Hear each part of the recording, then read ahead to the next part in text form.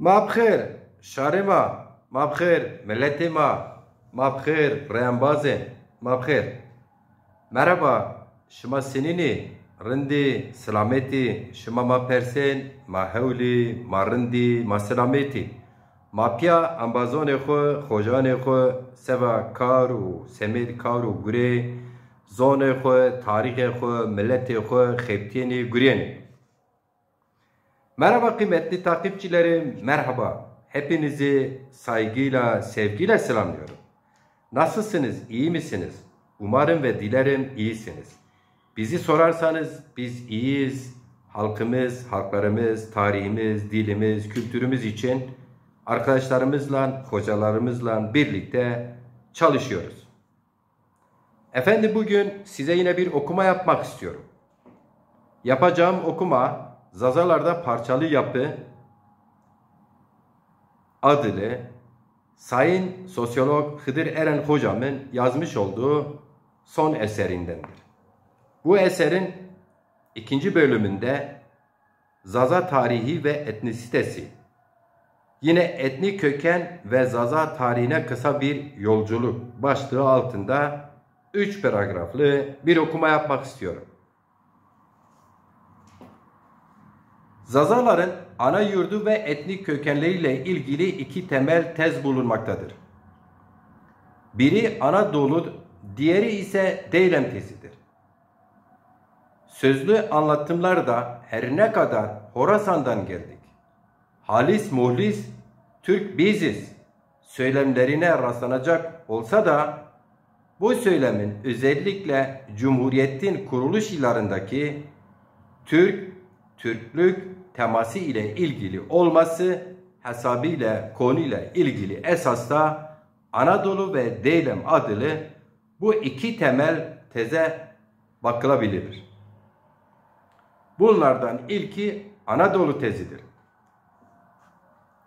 Bu teze göre Zaza halkının kökeni kendi toprakları üzerinde aranmalıdır. Kitle göç henüz kanıtlamadığı ve belki de hiçbir zaman kanıtlamayacağı için bazı araştırmacılar kökenin Zaza halkının yaşadığı yer olan Yukarı Fırat bölgesi olduğu tezini ileri sürmektedirler. Yukarı Fırat denilen bölge Diyarbakır'ın kuzeyinden başlar. Siverek, Alduş, Gergek, Çermuk, Çüngüş, Maden'e ulaşır.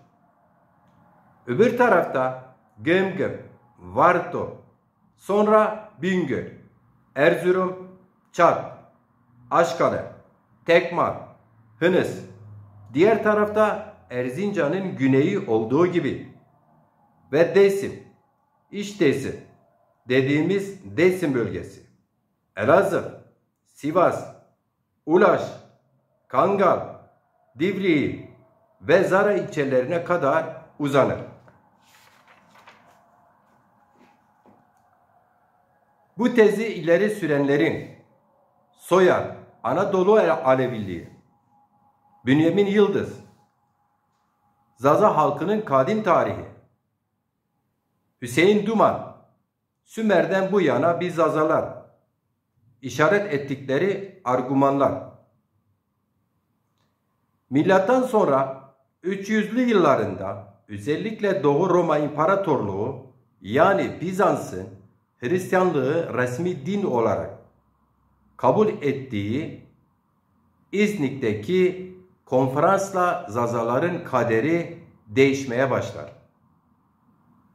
Hristiyanlığı kabul etmeyen, kendi kadim inancını sürdüren Yukarı Fırat bölgesinin insanları yani Zazalar din dışı olarak kabul edilir.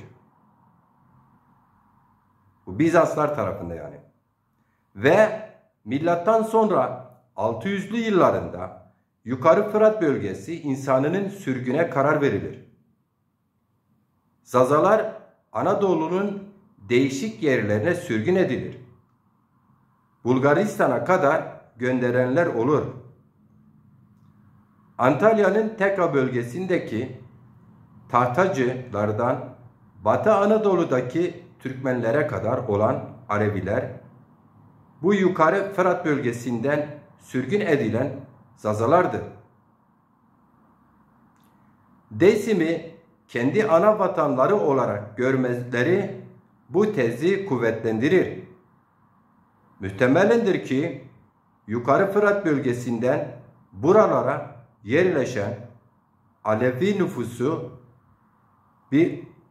nüfusuyla birlikte yaşadığı diğer toplulukları da etkiledi.